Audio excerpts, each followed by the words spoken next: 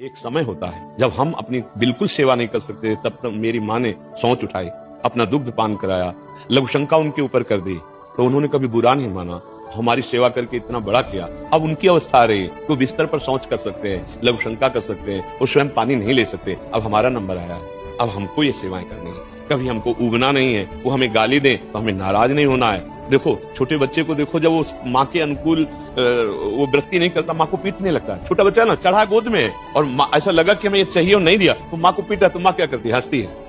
अब आपका नंबर आ गया, वो गाली दे सकते हैं कि ये कोई सेवा नहीं करता है। आप कहोगे कि हम रात दिन इनके लिए तो सेवा कर रहे हैं, हमारी निंदा कर रहे हैं। नहीं, निंदा सहो, गाली सहो और उनकी सेवा कर लो तो ज्यादा आपको परिश्रम नहीं पड़ेगा भगवत प्राप्ति में। हमारी बात मान लेना, वही भगवान है। মা, হ্যাপি মাদার্স ডে মা, আই লাভ ইউ মম। এগুলো আমি কোনো কিছুই বলতে চাই না, কারণ আমার কাছে মাকে ভালোবাসা দেখানোর জন্য কোনো স্পেশাল দিন লাগে না, না লাগে কোনো স্পেশাল মাস, না লাগে কোনো স্পেশাল বছর। আমি আমার মা বাবাকে প্রত্যেকটা দিন ভালোবাসি এবং আমার শেষ রক্তবিন্দু পর্যন্ত এভাবেই ভালোবেসে যাব। আর আমার বাবা মাকে ভালোবাসার জন্য হোয়াটসঅ্যাপ স্ট্যাটাসও দিতে লাগে না। আমার মা ছোটোবেলায় একটা কথা শিখিয়েছিলেন, তখন হয়তো মানে বুঝিনি, বাট এখন সেই শ্লোকটার মানে প্রত্যেকটা দিন, প্রত্যেকটা মুহূর্ত, প্রত্যেকটা সময় বুঝি। ভূমে গরিয়সী মাতা স্বর্গাদিচ্যতর পিতা, জননী জন্ম ভূমিশ্চ স্বর্গাদপি গরিয়সী। আমার ভগবান আমার বাবা এবং মা, আমার মন্দির, আমার বাড়ি, আমার ভগবানের অধিষ্ঠান, আমার বাবা মায়ের থাকার জায়গা।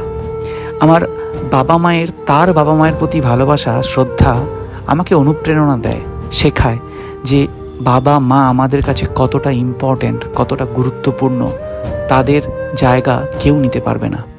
ছোটোবেলায় হাত ধরে হাঁটতে শেখানো, পড়ে গেলে আবার হাত ধরে চলতে শেখানো, সাইকেল থেকে পড়ে গেলে ওই যে বলতো না, কামান ইউ ক্যান ডু ইট, এই কথাগুলো আমি আজও ভুলিনি। মন খারাপ হলে মায়ের কোলে মাথা দিয়ে চোখের জল ফেলা আজও ভুলিনি। আর আজ কর্মসূত্রে বাইরে থেকে এখনও মনে পড়ে মায়ের আঁচলে মুখ মোছার কথা। আসলে আমাদের যখন শরীর খারাপ হতো তখন সেই মায়ের ভালোবাসাই আমাদের অর্ধেক রোগ সারিয়ে দিত। মানে আমাদের জীবনের প্রথম MBBS ডাক্তার কিন্তু আমাদের মাই। এখনও কর্মসূত্রে বাইরে থাকাকালীন যখন শরীর খারাপ হয়, বাড়ি ফিরে যাই, তখন অর্ধেক রোগ বাড়ি ফিরেই সেরে যায়, কারণ মা যে আমাদের প্রথম ডাক্তার, প্রথম MBBS ডাক্তার। আসলে এত কথা বলার কোনো মানেই হয় না, কারণ বাবা মায়ের ঋণ কখনোই মেটানো যায় না। শোধ করার কথা মাথাতে আনাও আমার মনে হয় পাপ। তাহলে আলাদা করে পিতৃদিবস, মাতৃদিবস, happy father's day, happy mother's day কেন? তাহলে কেনই বা বৃদ্ধাশ্রমগুলো খালি হয় না?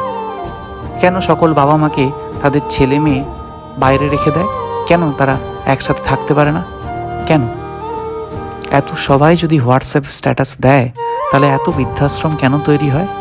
কেন হয়? এই প্রশ্নটা না আমাকে বারবার ভাবায় এবং কাঁদায়।